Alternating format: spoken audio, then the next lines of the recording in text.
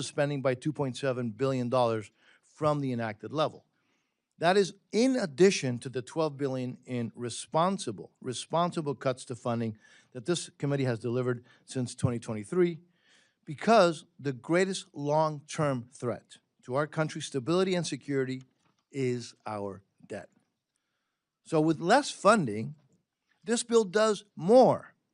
I want to repeat that. This bill does more for our national security. We provide an increase for embassy security to keep U.S. personnel safe.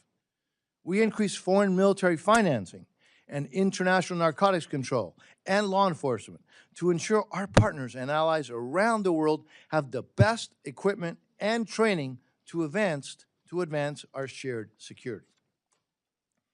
I would note that your budget request in two of these areas, embassy security and counter narcotics and law enforcement, is greatly improved from the FY26 request by seeking levels that more accurately reflect the needs that we see today, especially to carry out President's national security strategy, the President's national security strategy. In the coming years, I look forward to examining more comprehensive budget requests that will support the ambitious and critical foreign policy goals of this historic president. Now, however, I think we both agree that it's not only just how much you spend, it's how the funding is actually spent. As you know well, Mr. Secretary, an America First policy requires careful strategic consideration of how to spend American tax dollars abroad. To that end, our bill maintains the requirement for you, Mr. Secretary, to consider, prior to providing funds, the voting practice of other countries at the United Nations. It also requires an assessment of cooperation on other issues of importance to the United States, such as migration issues, opposing foreign adversaries, and burden sharing, among others. These are all areas of focus where I believe the department has achieved notable success, and I look forward to discussing them further with you, Mr. Secretary. To support a policy of peace through strength, the committee recommendation for fiscal year 2027 once again supports allies and partners of the United States while countering adversaries and those countries and non-state actors that support our adversaries. Our bill includes steadfast support for our great ally, Israel, by providing $3.3 billion in foreign military financing, consistent with the U.S.-Israel Memorandum of Understanding, and it maintains critical support for Egypt and Jordan. With respect to confronting adversaries, the United States has been in nearly continuous conflict with the Islamic Republic of Iran since its founding in 1979. For almost 5 decades, Iranians have endured repression, violence, and torture at the hands of the evil Iranian regime, a regime that exports terrorism and brutally suppresses dissent at home and attacks the United States and our allies. Mr. Secretary, last week, Mr. Secretary, on Mike Codell, we visited the site of the AMIA bombing in Buenos Aires, where in 1994, Iran's just terrorist proxy, Hezbollah, attacked a Jewish center in Argentina, killing 85 people and injuring over 300. And in 1992, Hezbollah bombed the Israeli embassy in Argentina, killing 29 people and injuring more than 200. These are just two examples of how Iran and Hezbollah have been exporting deadly terrorism around the world for decades. We have a responsibility to do everything we can to stop these terrorist regimes before they claim more victims. Now, in my view, the coordinated military action by the United States and Israel against Iran's military capabilities, as well as its nuclear program, will help ensure the security of the United States and our allies and partners for years to come. So I'm sure members will have questions for you about these operations, including the status of efforts to help secure freedom of navigation in the Straits of Hormuz and the status of our embassy operations in the region. The committee also continues its long-standing focus on countering the challenge to the United States national security posed by the People's Republic of China and the Chinese Communist Party. This includes funding above the request for our Indo-Pacific strategy, including through fully funding the Countering PRC Influence Fund. This bill strongly supports allies and partners in the region, including Taiwan and the Philippines and Pacific Island countries. As I mentioned at the beginning, I am particularly proud of the fact that the United States has reprioritized the Western Hemisphere and put the Americas first, which has been a major foreign policy priority throughout our history. As with the president's bold action in Venezuela to remove the indicted criminal Nicolás Maduro, the United States is now decisively tackling security challenges closer to home, like putting anti-American regimes like Communist Cuba on notice. Threats to our national security should and will not be tolerated. The bill continues strong support for democracy programs for the people of Cuba, Venezuela, and Nicaragua. It calls on European partners seeking support for Ukraine to stand for freedom and democracy in the Western Hemisphere as well, especially in Cuba, Venezuela, and Nicaragua. One of the State Department's facilities in Argentina that we visited last week displays a plaque that reads the following. It says the following, quote, "Democracy is still the hope of the world." This is a sentiment that I think we should always remember.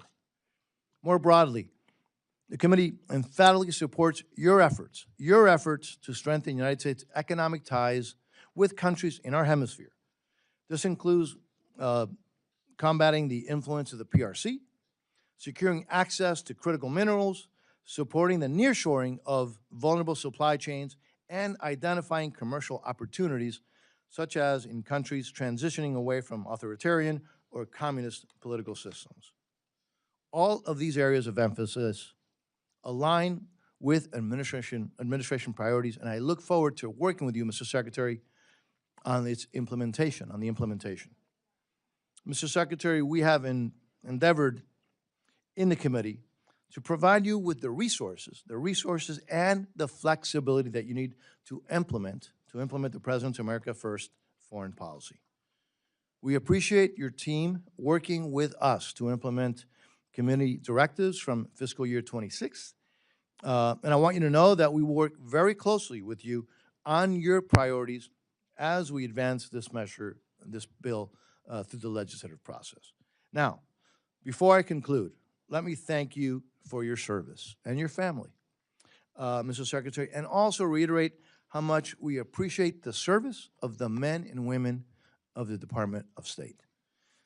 Let me now turn to the ranking member. By the way, another great Floridian, for her opening remarks, Ranking Member Frankel. Thank you, and welcome. Mr. Secretary, you know, it really is something that the three of us all served in the Florida legislature together a long time ago. And I also want to say, I want to just thank my chair, who we work very hard on bipartisanship, because one thing I do really believe is when we're talking about facing the world and the challenges, that we have to try to be on the same page. Now, we do have some differences of opinion, which I will talk about today. And I also want to say, Secretary, I saw you this morning, your testimony. This is a very rigorous day for you, and we see you all over the world. And I thank you for your service. I may not agree with everything you say or do, but I have a lot of respect for the time and commitment that you put into your job. On the budget, I'm not going to talk that much about the budget. I really, the comments I have are really going to be on what's going on in the State Department from our point of view, the Democrats' point of view. We do have a couple of missing members I want people to know, because it's primary day in some of the states in this country, and so they're out actually in their reelection. It's not that they didn't want to see you. I just want to say on this budget, last year we worked out, I think, I didn't like the top lines. I think we could have had more money, but the fact is we did come up with a bipartisan agreement. This year, Uh, our budget passed here only on Republican support. For us, things were missing like our paying our dues to the UN, family planning for the women of the world, human rights. We think we have to do a better job on that. And I hope as our budget goes through, we can get together on those points. But at the core of this hearing is about whether America leads or retreats, whether we prevent crises or wait for them to become catastrophes, and whether we preserve the diplomatic, development, and humanitarian tools that makes and will make America safer, stronger, and more prosperous. Mr. Secretary, when you started your tenure at the State Department, I was honored to attend your welcome. I will tell you that I thought you were there with me, right? Or I was there with you. We were together. We were together with a lot of other people. And I would just say this, your remarks were inspiring. And I left very, very hopeful about your commitment to democracy and American leadership. And then what happened? Doge came in with Elon Musk. I'm not going to go through the litany of names came in with what I think was an insidious sledgehammer.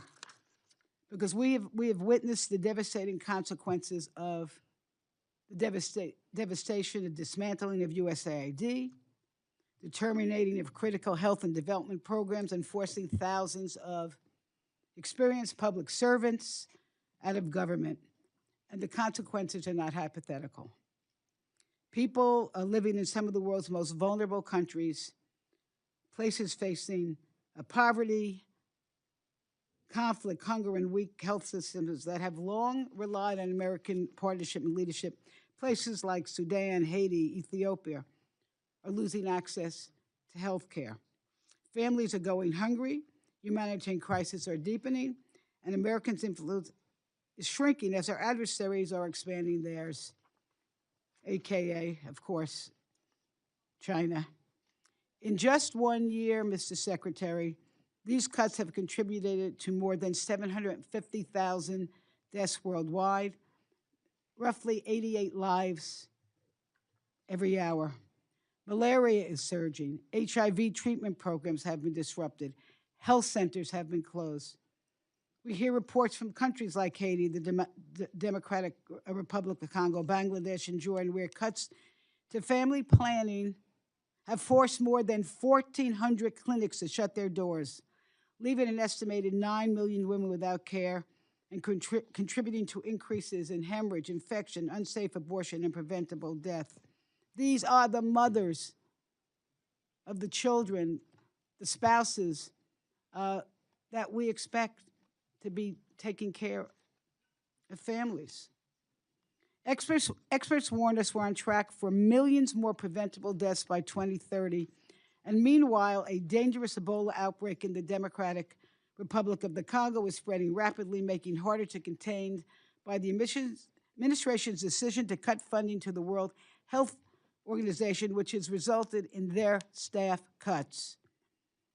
And now, this is a good one, or a bad one. At the direction of the vaccine conspiracy theorists, also known as Robert F. Kennedy Jr., the Secretary of Health and Human Services, this administration is continuing to withhold funds from Gavi, the Vaccine Alliance. And this is an organization which has helped save more than 20 million lives since 2000, immunized more than 1 billion children, strengthened health systems in some of the world's poorest countries, and help prevent the outbreaks of the deadly diseases such as measles, polio, pneumonia, retrovirus, and yellow fever, stopping them from becoming global threats. And now the administration has dramatically expanded the global gag rule, which was in many ways a killer to women, but now to conditioning vast swaths of non-military assistance on ideological requirements unrelated to the mission of foreign aid. And this will disproportionately affect the LGBT community. We should not let ideology get in the way of protecting human rights. At the same time, An understaffed and weakened State Department is expected to absorb the full scope of America's diplomatic, development, and humanitarian responsibilities while operating under restrictive, politically driven directives that often bypass congressional intent. And boy, has that been happening. We were promised that the State Department's reorganization would empower regional bureaus and strengthen American leadership. We do not see that happening. We were told that congressional directed programs would continue. Instead, priorities that Congress has funded and mandated, including food security, clean water, education, and women's empowerment, have been sidelined with little transparency and no clear implementation. And the reality is simple. Too few people are being asked to do too much without the expertise needed to succeed. More than 100 ambassadorial positions remain vacant, including many in Africa, a continent that will be home to 1/4 of the world's population by 2050. And meanwhile, many of our most experienced developmental technical experts, they've been pushed out, leaving an already overwhelmed State Department staff to fill the gap. Because it seems to us that the American appears more focused on short-term transaction than long-term stability. And we are now seeing, and this is shocking, we are seeing life-saving assistance treated as leverage, only offering countries to agree to unrelated demands involving trade, deportations, and critical minerals to get the resources they need for their population to thrive. That's not partnership. I call it coercion. And, around the world, the humanitarian crisis continues. The war with Iran has now entered its 13th week. The Strait of Hormuz, I'm not telling you anything you don't know, remains largely closed, disrupting energy markets and the movement of fertilizer, not just oil, fertilizer, food, and humanitarian supplies. And these consequences are not only felt abroad, but also, of course, here at home, especially to our farmers. So in communities where America assistance was once promoted, stability, where we promoted stability and opportunity, new research is already showing an increased instability and a conflict following the abrupt dismantling of USAID programs with no substitute. At the United Nations, the United States is increasingly absent from critical discussions on human rights, democracy, and women's empowerment. And even as we expect the international community to support our priorities, while we fail to meet our own commitments. That's getting back to our 2027 budget. We need to pay our dues. The result is clear. Our alliances have weakened, our credibility has suffered, and American standing in the world has diminished. We need a State Department and an international affairs budget that reasserts American leadership, honors our commitments, supports those in need, and advances a foreign policy that makes our nation safer, stronger, and more prosperous. Because we know this, when people say, well, what is in it to us? Well, you know what? When people abroad, when they are educated, when the children are educated, when they're not hungry, when they're healthy, there's less opportunity for disruption and chaos and wanting to join terrorist organizations. I can tell you this, and I've said this before. I'm not really bragging, okay, but this is how my son was a United States Marine. He's back home, thank goodness. But he served in Iraq and Afghanistan. He would be the first one to tell you, and I'll be the first one to tell you, that most Americans would rather prevent war than send our sons and daughters to fight them. And that's why soft power matters. That's why what we're doing in this budget matters. That's why what, Mr. Rubio, what you're doing at the State Department should matter. Diplomacy prevents conflicts before they erupt. Diplomacy, not bombs and bullets. Diplomacy. A global health program stop outbreaks before they reach our shores. Development reduces the desperation that fuels extremism. And strong alliance ensure that we do not face threats alone. That's how America leads. That's how America stays safe. And unfortunately, it seems to me, it's my opinion and some others, the administration has abandoned that proven strategy. And Mr. Secretary, really, and I say this in good spirit because in the end, I hope we can come together on our budget. And I hope you'll share today with this committee how the United States intends to meet today's global challenges without sacrificing the diplomatic, development, and humanitarian tools that have long advanced our interests. And we'll look forward to your testimony and to the questions of my colleagues. And with that, Mr. Chair, I yield back. I thank the ranking member. And by the way, having a member of the U.S. military in your family is a very good reason to brag. All right. Absolutely. Okay. So we'll now yield to the ranking member of the Appropriations Committee, Ms. DeLaura, for her opening statements. You're recognized, ma'am. Thank you very much, Mr. Chairman, and thank you, Ranking Member Frankel, for the recognition. And I want to just say welcome, Mr. Secretary, and look forward to your testimony and questions. There is an old saying, often attributed to Benjamin Franklin, that by failing to prepare, one is preparing for failure. That is a fitting description for this administration's foreign policy. To start, the Trump administration has hollowed out much of the American diplomatic corps. There are 195 ambassadorships in the United States Foreign Service. As of May 19th, 109 of those positions were vacant.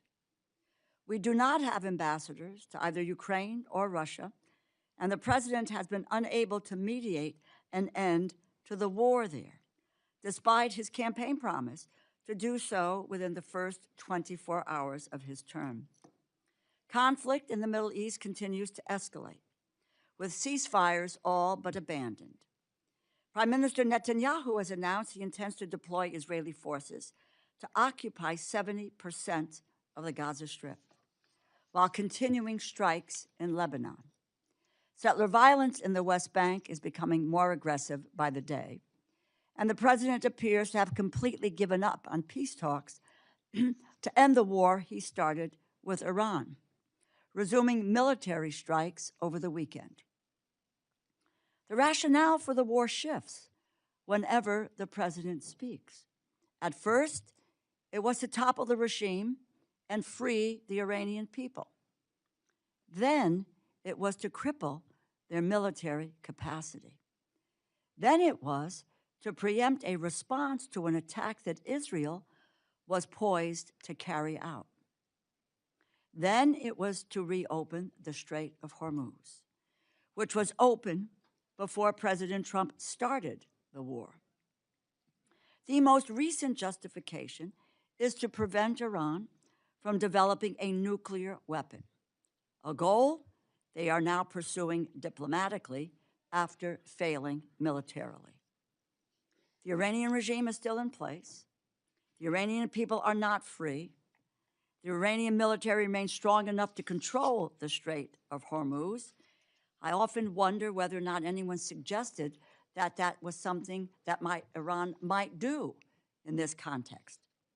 The Defense Department estimates that we have spent some $30 billion on this war, although the true cost is likely much, much higher. And what do we have to show for it? We find ourselves in the absurd position of having begun a war to pursue a goal that the Obama administration had already achieved more than 10 years ago, but that the Trump administration reversed. The Joint Comprehensive Plan of Action, or the JCPOA, was painstakingly negotiated over the course of 20 months by diplomatic experts in close coordination with our partners and our allies. It prevented Iran from enhancing uranium to the grade necessary to produce a nuclear weapon. It allowed for independent inspectors from the International Atomic Energy Agency, an organization to which we currently do not have an ambassador, by the way, to verify Iranian compliance, which they did. By contrast, the current talks are happening in a much more tense environment with pressure coming, pressure that's coming from conflict, ongoing conflicts, and U.S. leveraging tactics. There is no clearly defined plan for how a new agreement would be verified or enforced, and it is unclear what international partners would be involved in supporting or helping to implement it. But President Trump tore up the JCPOA less than 3 years after it was signed, and Iran promptly began enriching uranium to weapons grade. After claiming that Iran's nuclear program had been, quote, obliterated less than a year ago, the president is now realizing that you cannot destroy Iran's nuclear program by bombing it. You can only delay it. And the only way to secure a nuclear-free Iran is to negotiate a deal. But after failing to do this, the president threw up his hands in the air saying, and this is a quote, "I don't care if negotiations are abandoned." So here we all are, forced to suffer the consequences of the president's indifference. Americans are paying higher prices for gas, for groceries, and everyday necessities. But by his own admission, the president does not care if the war drags on, and he does not think about its impact on the American people at all. After taking office, the Trump administration withdrew from the World Health Organization and dismantled the U.S. Agency for International Development. Thousands of programs were canceled, and thousands of programmatic experts were laid off. Subsequently, health clinics were shuttered, disease surveillance systems were greatly weakened, all while our global health efforts were withheld and exploited as leverage to extract concessions from partner nations who depend on them, holding them hostage for the health necessities that they needed until they might have agreed to a trade agreement. Now we are faced with a significant infectious disease outbreak in Central Asia and Central Africa, a species of Ebola for which there is no authorized vaccine or treatment, is rapidly expanding and is expected to take months to address. It is primarily concentrated in the Democratic Republic of Congo, where we do not have an ambassador. Ebola does not wait for bureaucratic reorganizations. It spreads when surveillance systems are weakened, health workers are laid off, clinics lack protective equipment, and communities lose the trusted partners who help detect and contain outbreaks before they become public health emergencies. Thanks to years of investment through the Department of Health and Human Services, we have a number of facilities in the United States that are equipped to safely treat patients with Ebola, as well as other infectious diseases. In the 2014 Ebola crisis, we established these facilities. We made a $160 million investment. But this administration is blocking those specialized facilities from receiving Americans who are infected. We have asked numerous U.S. government employees and partners to put themselves in harm's way to help us keep safe. And how does the Trump administration repay them? By slamming the door in their face. The United States spent years building the relationships, supply chains, laboratories, and community health networks that help stop deadly diseases at their source.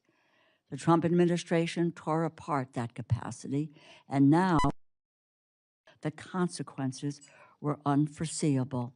They were not. They prepared for failure, and now it is here. Congress and the American people deserve answers. Secretary Rubio, thank you for taking the time to appear before this committee today. We look forward to hearing your testimony and getting some answers to our questions. I thank you, and I yield back. I thank the ranking member. Secretary Rubio, your full written statement will be placed in the record. As you know, please feel free to summarize your testimony. And again, thank you for being here. You're now recognized, sir. Thank you. Thanks for having me here today. I think I'm going to skip the long opening. You have it in writing. I'll just do a couple brief points rather spend the time on your questions. It'll probably be a better use of our time. Just suffice it to say what I told you a year ago and getting back to that point now. A couple things. In terms of U.S. foreign policy. Stop supporting Israel! Stop supporting Israel! Israel committed a genocide in Palestine that's still ongoing, and now they're committing another genocide in Lebanon. And what are you doing? You're serving Israel! Stop serving Israel! All right. The core of our, is that, can continue now? All right. Mr. So Secretary. the core of our foreign policy must always be the national interest of the United States. That is basically defining what that national interest is and then operationalizing it in such a way that our foreign policy reflects it. This is across the board in the work of diplomacy and the place in which and that requires prioritization, by the way. It requires us to prioritize some parts of the world over other parts of the world, some issues over other issues. That's just the reality of limited resources, and every country in the world has limited resources, including the United States, despite our vast resources. The second is in terms of how we procure aid and how we provide aid. We are still the world's largest aid provider, and I mean by far. Like, there isn't a close second. But we don't want aid to solely be judged by how much you spend. We want it to be judged by what its results are. And I think we can talk about it today, but there are a couple points that I would raise that I think are very promising. The first is we've now entered in the global health strategy over 32 health compacts with countries around the world. And these health compacts basically are, the countries that are signing them love it. Not just because they're getting the resources, but because we're investing in their domestic resources. In essence, we are trying to lay the groundwork in many of these countries where one day they will no longer need foreign aid because they will be able to sustain it. We're helping build the internal infrastructure other than, as opposed to relying on extensive NGOs and things of this nature in the long term. We want them to build their own domestic capacity. We'll help them, and they're very happy because it also gives them sovereignty over the way some of their aid is being dispersed in those countries. Likewise with humanitarian assistance. One of the great success stories of the last year is we are able, in a time of disaster, to respond faster than we were responding under previous administrations and organizations, and with much more effectively. Jamaica is a great example. They had a hurricane in the Caribbean. Jamaica was heavily impacted. We were able to respond very quickly and very effectively. The same has been the case in a couple of typhoons, and we're doing it now with Ebola, where we were able to program upwards of over $200 million very quickly in responding to it, down to the point of being able to, even through diplomatic means, establish a facility in Kenya for any Americans that are infected as an observation post for Americans. If someone's infected with Ebola, they will be transferred to a facility that could care for them. If they're not infected after the observation period, they'll be able to return to the United States or wherever it is they're traveling to. But we've also provided assistance to the individual or partners that we have at the UN and in other places in providing aid immediately. So I would say that today, foreign aid has become more nimble, more responsive. It's operating faster because of some of the flexibility that you've given us to respond, but also more creative. And that's particularly true in the global health strategy. We can talk more in depth later on about some of the arrangements that we've made with international organizations. As an example, the Global Fund, and our ability to meet our commitments to them. We've worked very closely with them. They're very, very happy with the way we've outlined our contributions to the Global Fund. I think there's a statement today from the UN and OCHA on the work that we've done with them and the ability to provide them the funds and resources necessary to carry out their mission. So I would just say that I feel like, while it is still ongoing and there's always a process, I feel like we have made dramatic improvements in the way American foreign assistance is delivered across the world, but we're able to do it now, not just in a targeted way, but in a more effective way, in which it's not simply being judged by how much money you're spending, it's being judged by what results are you getting from it. And there'll be more to talk about in the field of PEPFAR, and otherwise, if you want to ask about those, I'll find a way to work it in. But I don't want to take any more time. I want to get to your questions, so thanks for having me. Well, thank you, Mr. Secretary. And for the members, I'll call on members based on seniority of those present when the hearing was called to order, and as always, going alternating between each side. Each member will have 5 minutes for questions and responses. I anticipate that we'll have enough time for 2 rounds. So let me begin, Mr. Secretary. Mr. Secretary, if a country is a U.S. designated state sponsor of terrorism and ordered its Air Force to shoot down unarmed U.S. civilian aircraft in international waters and kidnapped and held hostage a U.S. humanitarian aid worker and harbored terrorists and fugitives from U.S. justice and closely is allies with another state sponsor of terrorism, which is Iran, and provided intelligence and security support to the narco-trafficking, anti-American Maduro regime in Venezuela, and was found smuggling hundreds of tons of weapons material to North Korea, and repeatedly welcomes Russian spy and warships, and encourages thousands of their nationals to deploy to Russia to fight on Russia's side in Ukraine, and is currently giving China access to spy facilities with signal intelligence capabilities, and furthermore orchestrates an extensive espionage network against the United States, and has over 300 military drones within reach of U.S. territory, including U.S. military installations and nuclear facilities. Would you consider a country like that as a threat to the national security interests of the United States? Yeah, and I think you're describing Cuba, and that's absolutely the case. But I think one more point I would make is all of these violent Marxist, left-wing, radical terrorist groups that operate in many countries have destabilized Colombia, for example, for years, and others, all found their seed money from Cuba as well. They sponsored these groups all around the region, and part of the region is still paying the price for the rise of those groups, particularly the FARC elements that have now spun off and are actually carrying out violence as we speak in Colombia.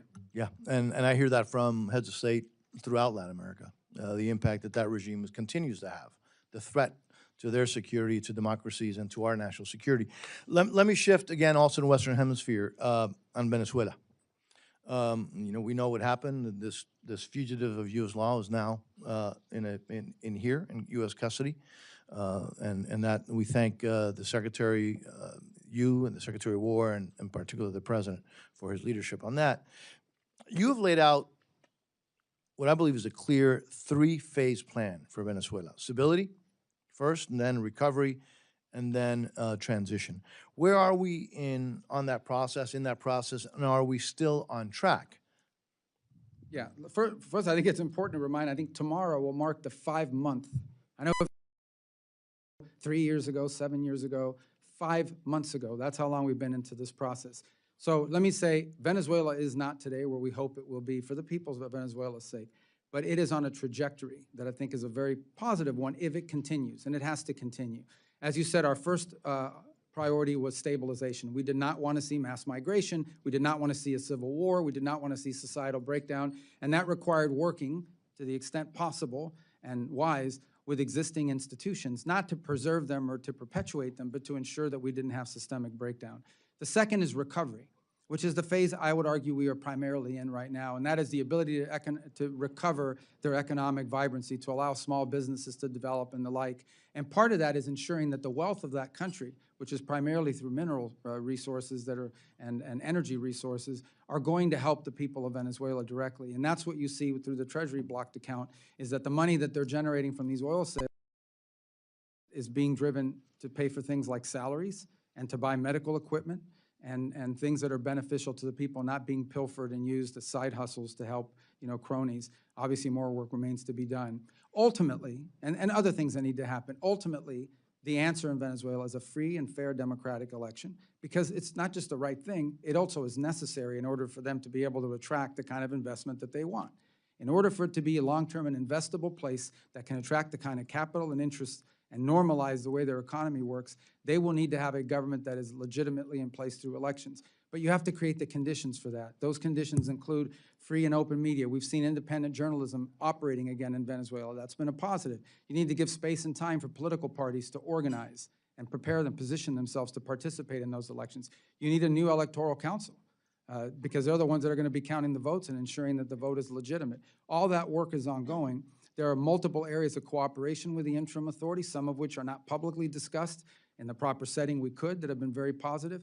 And I also think, for talking about diplomacy, we now have an embassy open there with Americans on the ground every single day, interacting with the business community, with American businesses that are interested in coming in, with members of the interim government, and also members of the opposition. So I think we're making good progress. We're not where we need to be, but we're only 5 months in, and I think it's important to remember that, because this will take some time. We're dealing with 16, 18 years of a system, and reversing that responsibly will take some time, but we're moving in that direction, I think, in a good pace. Thank you, Mr. Secretary. The ranking member, Louis Frankel. You're recognized. First, just very quickly, you know, Iran's proxies have been the cause of so much human suffering, not just in Israel, but around the world. Of course, Hamas was responsible for the attack on Israel. We see Hezbollah shooting rockets into Israel, but other parts of the world. Question is, are billions of dollars or any funding going to go back to Iran so that they can resume to fund their proxies as a result of the deal that you are talking about? Well, first of all, the deal that we are talking about, or the deal that you've seen reported in the media, is a dynamic situation, because the first thing, sort of what needs to happen at the front end is they want us to lift our blockade so they can get their ships to market. That isn't going to happen unless they open the straits. So that's the first thing. The second thing that has to happen related to the first is they have to agree to enter into negotiations that are on very specific topics, which they have not been willing to do in the past. Number one, they have to agree to negotiate on the issue of no enrichment. Number two is they have to be willing to agree to dispose of the... I don't mean to... I know, but it's going to get to your point, I promise. Please, okay. The second thing is that they have to agree on the issue of the highly enriched uranium. Now, what you're asking about is, what about sanctions relief or frozen funds and assets? So let's begin by saying that this regime, as you have rightfully pointed out, even despite sanctions, even despite all the pressure, have found a way to funnel money and resources to these proxy groups. What's being discussed is, what do they get in exchange? What nuclear sanctions that have been on them do they get in exchange for compliance, for the reason, if they comply with the reasons why those sanctions were put in the first place? All of that will be condition-based, meaning no, there's not going to be some sort of advanced signing bonus or good faith front. I mean, really, my question is the administration contemplating returning money to Iran so that they can continue to fund these proxies, all that are hurting millions of people? Yeah, well, if the money is going to fund the proxies, then it won't be returned to them, obviously. I think the question you're really asking is, what concessions are you willing to make in a negotiation? There are specific sanctions. Some of them are congressional, some of them are UN, and some of them are from the executive branch. But there are specific sanctions that are in place related directly to their nuclear program. All right, well, let me just... That's why they were put in place in the first place. We're taking back my time. I would just say this. I would urge this administration not to give money to Iran to continue the work of their proxies. But let me move right on, because I want to talk to you about what's actually happening at the State Department. USAID was dismantled. They did so much of the development work, humanitarian work around this world. You told us that the regional bureaus and embassies were going to do the work. We have sent directives from Congress to the State Department, and for example, millions for education, for agricultural capacity, for water and sanitation. How would our directives getting to these regional bureaus and to the diplomats? And when you have 100 plus missing diplomats, who's getting our directives, and what are they doing with them? Well, first of all, I think 100-something missing, what you're saying is the unfilled ambassadorial posts. But every mission of the United States is staffed. If they don't have a Senate-confirmed ambassador, and we'd prefer to have Senate-confirmed ambassadors. Now, as you know, there's a process for doing that. Some of it's, I think we've only gotten like 100-something nominees in State Department through the Senate. And some that I think we need to pick up the pace in terms of appointing people to some of these posts. And believe me, I want that to happen. But I don't nominate them, so we have to work with the White House to get those names out there. Now, on your fundamental question is, what is the role the Embassies and Regionals Bureau play? And I think the answer to that question can be found, again, I want to harken back to these global health MOUs with 32 countries, which is a conglomerate of different aid programs that are involved in helping with health, and it could include water projects. These are often negotiated directly out of the embassy with personnel that are on the ground that are laying the groundwork to do it. The other things the embassies do is they help us identify the areas that would have the highest impact at the best efficient cost in these individual countries. Miss, sorry to interrupt you, but what I'm worried about, what a lot of us are worried about, is the lack of expertise. The expertise, so your people in the various countries even know what to do. What has happened to that? So there were thousands of people fired. I mean, how do we know that in each of these countries you have someone there Yeah, who so- knows how to fix a water system? Or Well, first of all, I think that we would ideally do in every one of these cases that we would be partnering with the local government, with the domestic government, with our host nation, to ensure that we're relying do this work. And our job, it depends on the country. And that's the unique part of the way we approach this. You could do a bucket and you can say, this is money for X. And it has to work exactly the same all over the world. Or you could do it the way we're doing, which is understanding that a health MOU with one country maybe look very different than what a health MOU looks like in another country. And then we would have to hire or add, depending on the contract, whether it's an international partner or others, if necessary, the expertise for implementation. But the key to the front end of it is identifying what those unique opportunities are, because I can tell you, going through the 32 MOUs, they are all different. and Mr. Secretary, I can tell you this, that because of whatever the lag time, the lack of expertise right now, there are literally thousands and thousands of people dying. I know there's some other I don't, questions. by the way, I just don't agree with that Okay, number. But I just, Mr. Chair, just one question. And we'll have another round. Okay. We'll have I another just round. one more thing. This is very important, all right? We have She is a heard- Floridian. I'm going to have to give her I that. understand. Wait, wait, It's, No, we have heard, first of all, this country right now has a immigration policy which is an abomination.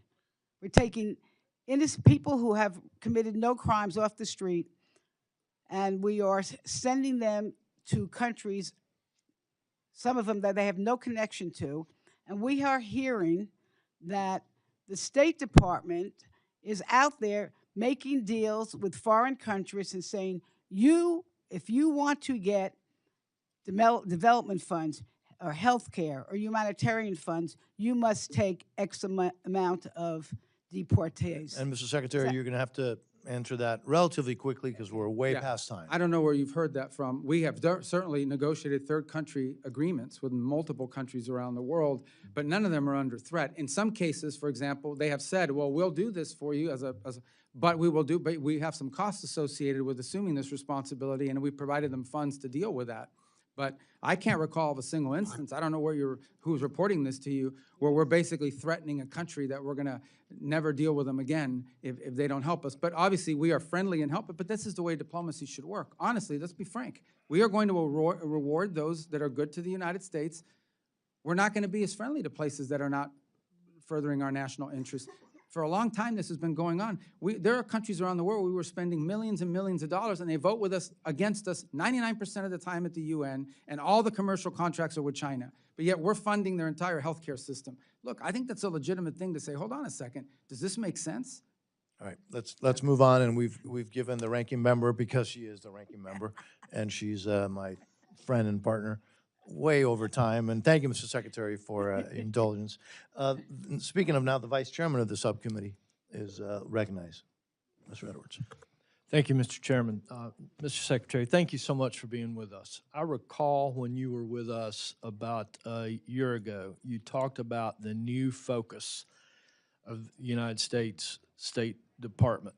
I want you to know that I was privileged to participate last week in the CODEL led by the esteemed Chairman Diaz-Balart to South America, and had the opportunity to witness how effective and how targeted our foreign assistance is being used to, in your words, to further the interest of America. It was so incredibly obvious through the empowerment of the ambassadors that I was able to meet there, through the sense of respect that those ambassadors carried, along with not only the empowerment that they had, but the sense of respect that they had from the people in those countries, almost to the same level as their very own heads of state. And it was so heartening to see your words put into action in those countries. It's truly working. We saw evidence that narco-terrorism is being eliminated. We're saving lives here in America because of that. It was obvious that the influence of China is being diminished and that the United States is being so much more recognized as not only a military and economic strength, but as that soft power that I continue to hear members here on this panel speak of. And so I just commend you and the administration for the work that you're doing. I got to witness it firsthand, and I appreciate the chairman leading such a distinguished CODEL to let us see and learn those things. One of the things that you spoke about a year ago was recognizing America's humanitarian responsibility in countries like this. And I've had a number of organizations, the NGOs that are charged with administering humanitarian assistance, talk to me about concerns with the predictability of the funding that this committee has appropriated. And I think you can probably agree it's necessary for them to be able to predict when that funding will come available so that they can plan human resources, so they can plan on supply lines and that sort of thing. What advice can you give this committee and those folks that are charged to implement the humanitarian needs on how we can work better with the State Department on that predictability? Well, first of all, unless I know the specific programs, it's a little bit harder to opine in general on what you've outlined, other than to say that I think what they'll find, certainly over time, is that their ability to get answers will be much quicker. Now, we still have an obligation and a due diligence requirement in any contract we award, any grant, any monies we obligate. We have to make sure the money's being spent on what it's supposed to be spent on. We have to make sure that it's being dispersed at an appropriate rate and that we're getting a result for it. So I think what they'll find over time is that the system that is managing this for them now will be a lot less Byzantine, a lot less bureaucratic. They may not always get the answer they want on some of these programs, but they will get their answer faster. Our ability to deploy and to partner with an NGO in case of a humanitarian crisis is an example right now with Ebola.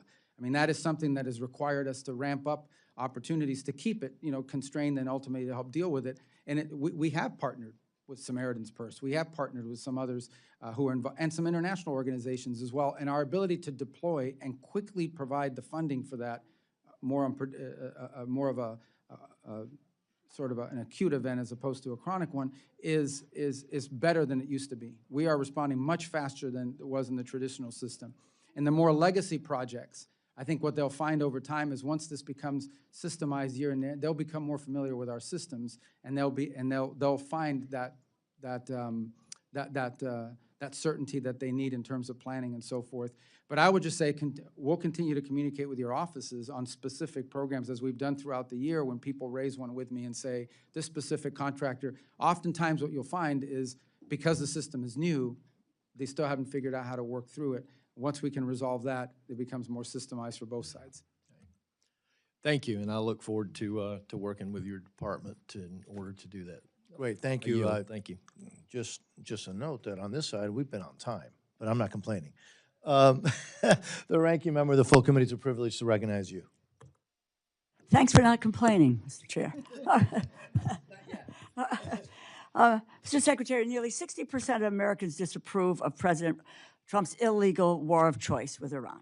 The war has led to skyrocketing fuel costs for Americans, needless deaths of American service members, while failing to achieve any of the stated aims of the war. In the meantime, it seems that the Trump administration seems to have forgotten all about the crisis in Gaza. Nearly 8 months after it was signed, the administration's 20-point peace plan stands largely unfulfilled.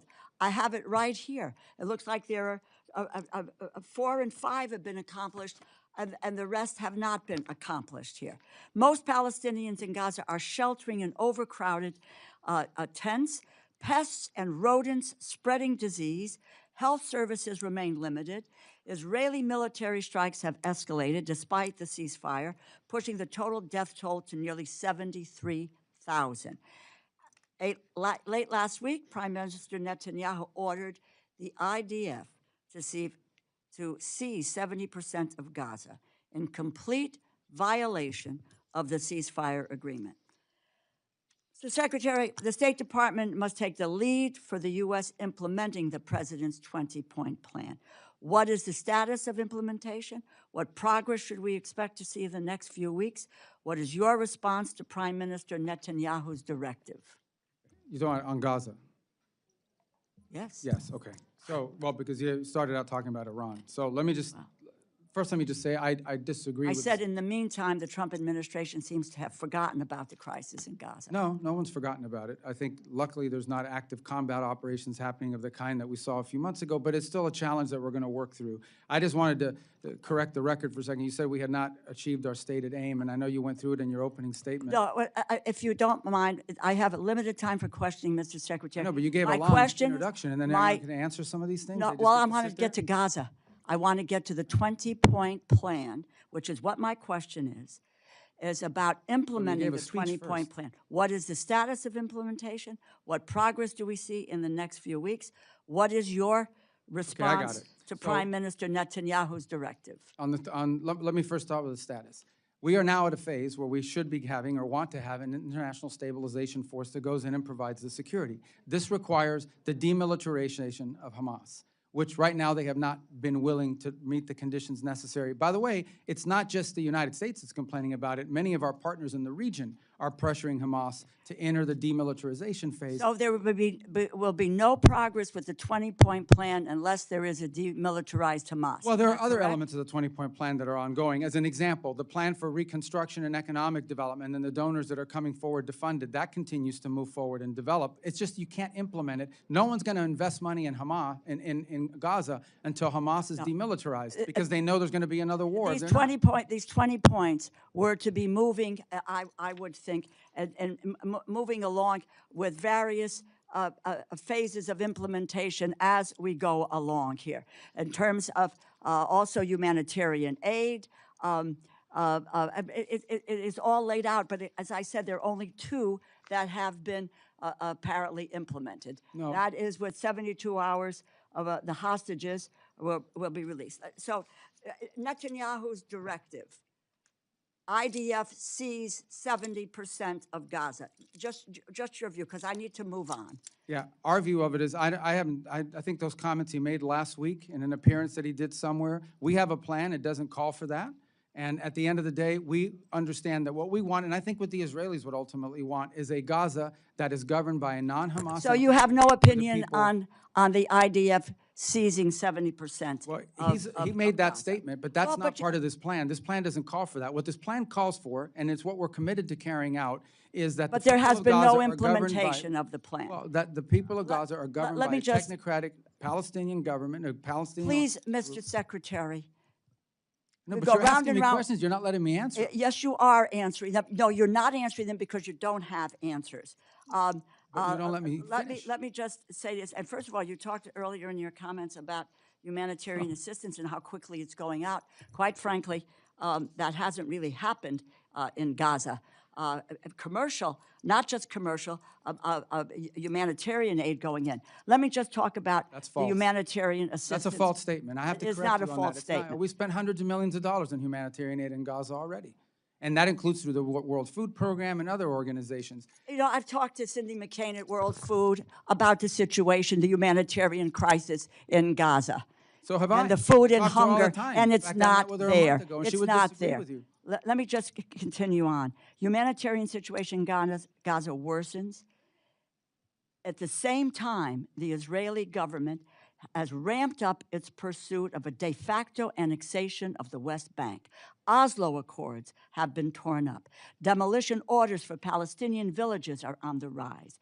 Incidents of settler violence have surged with no accountability, and the construction of settlements and outposts continues at a rapid speed. From May 12th to May 18th, Palestinians faced more than 50 attacks by settlers across the West Bank, including arson attacks that damaged a mosque, homes, farmland, and vehicles.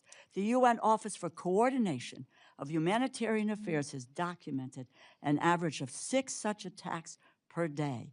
The Israeli government has begun proceedings to demolish the Palestinian community of Khan al-Ahmar, just east of Jerusalem, as part of its goal of constructing settlements along the E1 corridor, which would bisect the West Bank, foreclose the possibility of a continuous Palestinian state.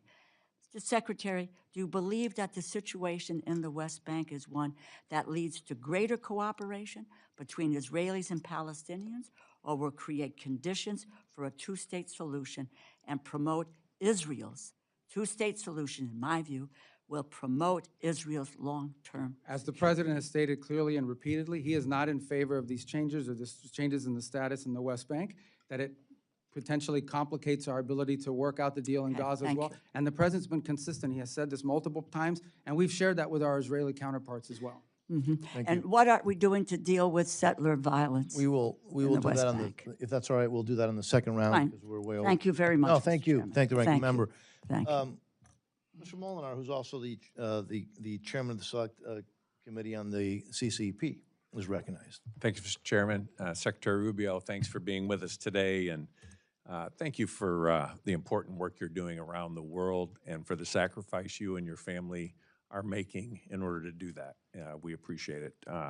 Also, just want to say my apologies for the young gentleman from the CCP-funded Code Pink who interrupted your opening statement. I want to go right into some questions about the CCP. I wonder if you could characterize China's support for Iran, military or otherwise. Okay, well, it's an important question. I think, let me start with this point. I don't think the Chinese have publicly said and repeatedly said and told us in our visit as well, they are not in favor of what Iran is doing in the Straits. They are opposed to that, as is virtually every country in the world, some obviously more open than others, but they've stated that point. I would say that China has not provided any assistance to Iran that in any way impeded our operations or ability to operate. They clearly have had a previous relationship, and you can see that in some of the military equipment that they have is certainly of Chinese origin, and likewise. But we have seen no signs in the short term that during this situation, that anything they've been providing them has in any way changed the dynamic in the battlefield, and I think they've been quite cautious about engaging themselves in it. That said, we would like to see their help at the United Nations. We have a resolution right now. It has the highest number of co-sponsors of any resolution ever proposed before the Security Council that would, create authorities to deal with what's happening in the Straits. And unfortunately, the Chinese continue to threaten a veto of it. So if, in fact, they are against the closure of the Straits, they should be endorsing this, or at a minimum, abstaining and not using a veto of it. The Russians are another matter, of course. They're vehemently opposed to that resolution for a variety of different reasons. But I would say that as time goes on, the Chinese economy will begin to be negatively impacted by what the Iranians are doing for two reasons. The first is because the concept of a tolling system sounds intriguing. The reality of it is very hard to implement. And in fact, you saw a Chinese destined vessel attacked and hit 2 weeks ago by the Iranians. And the second is because if you, for an export-driven economy like China, to have countries around the world's ability to purchase diminish as more of that goes towards fuel, that will begin to have an impact on their exports as well. So I think China, in the short to long term, should have, and we've made this point to the Chinese, have a vested interest as well in ensuring that Iran stop its activity. Thank you. There was a media report recently that Iran may have used a Chinese missile to shoot down a U.S. fighter jet. Are you familiar with that report? That report, I can't comment on the specific technology that they use. Suffice it to say that, look, they do own Chinese systems. They own some Russian systems, and they've developed some native systems, especially in the drone technology. But I don't know specifically of that. I mean, I'd have to refer you to the Department of War. I would hate to comment on something and give you a misleading answer. Thank you. During the recent China summit, I was thankful President Trump raised the issue of China's prisoners of conscience, and the President indicated that Xi Jinping is seriously considering the release of Pastor Ezra Jin, and I know this is something you care deeply about. Have there been any tangible follow-ups or indications regarding this case or others like Jimmy Lai since the summit? Well, first of all, on Jimmy Lai, the President's raised it twice. He raised it once when we met in South Korea late last year, October, whenever that was, raised it again during this visit. Pastor Jin is obviously a more recent case, and it was also raised in the meeting. And I don't want to do anything to jeopardize his status or what's working, other than to say that I'm cautiously optimistic that we could potentially find a positive resolution to his case. And those talks and that communication is ongoing. But sometimes with these things, they work better when they just happen. And so I don't want to say anything publicly that could undermine or harm that effort in any way, but be clear that we have raised that, and it is a priority for us. Thank you. As you know, in Michigan, we're proud to have a large Chaldean community, many of whom are still having deep family and religious ties to Iraq. Iraq's Christian communities, particularly Chaldean Christians, have faced years of displacement, economic hardship, security threats in the Nineveh Plain and surrounding areas. How is the administration supporting religious minorities, including Iraq's Chaldean community? Well, as you know, they're just recently forming a new government with a new prime minister. And so I think the fundamental challenge in Iraq has been and continues to be what level of influence do the Iranian-backed Shia militias have inside the country over the government. And in fact, we faced that situation very dramatically during Epic Fury, when in fact there were launches occurring against our facilities, both in Baghdad and in Erbil. So it would be raised within the context of our relationship with the new prime minister. We want to give him a chance to be successful, but we also want to give him a chance to be responsive to the issues that we've raised, including the issues just outlined about, unfortunately, a much smaller Christian community than it was there 25, 30, 40 years ago, but still nonetheless facing very difficult circumstances. Obviously, we also want to see a government that's less under the domain or control of these Iranian-backed militias who still remain very powerful in the country. So those have been the leading features, but we're going to give this new prime minister a chance. We're willing to do things that are helpful to him, but obviously we have things that we're concerned about, primarily the Iranian Shia militias and the influence they have and the danger they pose to the region and to the country. But related to that is the issue you raised, and that is these minority communities inside of Iraq who have faced oppression now for the better part of 20 years and have seen their numbers in areas diminish as more and more people have left the region. But it is a priority, and we do raise it because we think it's important for a sort of a diverse nation like Iraq, for every segment of society to have not just representation, but to feel safe and respected inside the country. It is a feature of our talks with them. Thank you. Thank you, Mr. Chairman. Thank you. Ms. Meng, you're recognized. Thank you, Mr. Secretary, for being here. As the daughter of immigrants, I'm so proud to represent Queens, New York, the world's borough, and a strong community of immigrants and refugees, including a large Afghan community. Even though we promised them safety in exchange for risking their lives for our country, thousands of our vetted Afghan allies remain stranded abroad, including relatives of some of my constituents. Last month, this administration reportedly decided to close Camp Asaliya and force 1,100 Afghans there to choose between going to the Democratic Republic of the Congo, where they have no ties and which is facing an Ebola crisis, and Afghanistan, which would be a death sentence. What is the plan to help our vetted Afghan allies who were promised safety in the U.S.? Yeah, well, the plan is, and we're working on this very actively, and is to have more than just those two alternatives. And obviously, the Afghan alternative is not one that's realistic for most of them. And so we're engaging every single day, and we think we have a number of other countries that are willing to. Now, the question is not countries willing to assume. The question is how many. We have about 1,000-something people there, and we have to move them. And so I don't think there's one country that's going to take all 1,000. But it has to be countries that, A, are willing to assume some of this responsibility in numbers that are manageable to them, but also places that give more options to these individuals that they would be comfortable going to.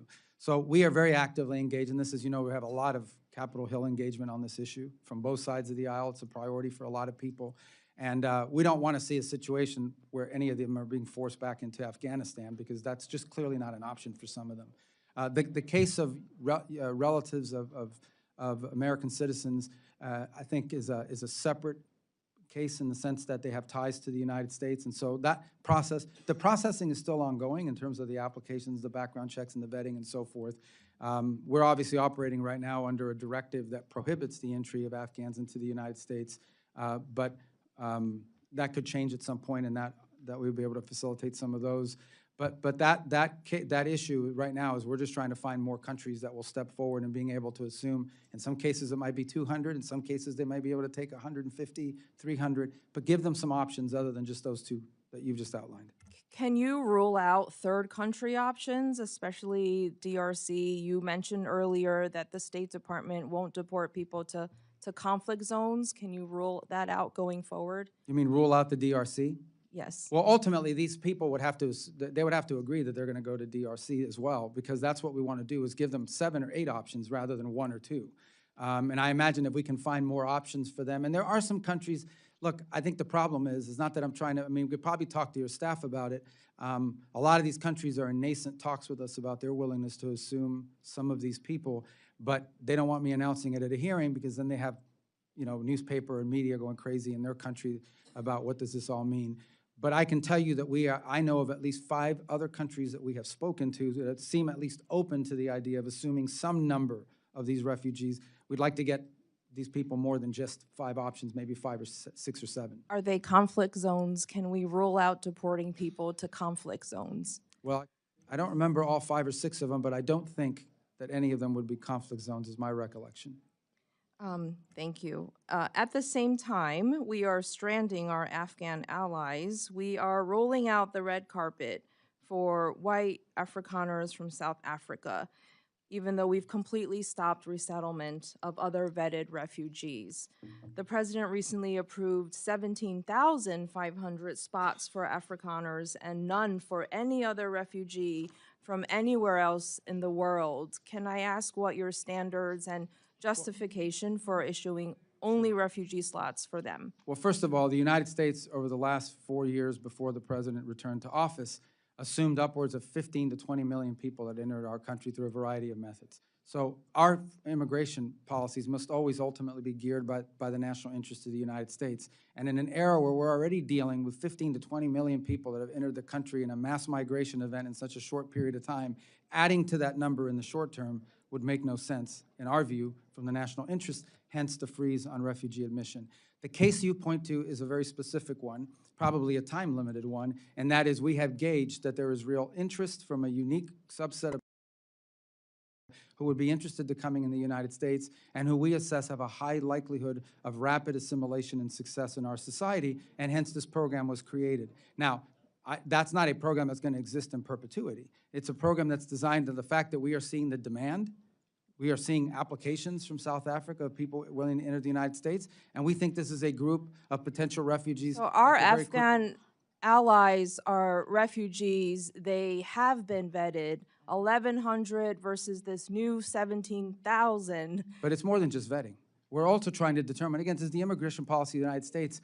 Like everything we do has to be geared by the national interest.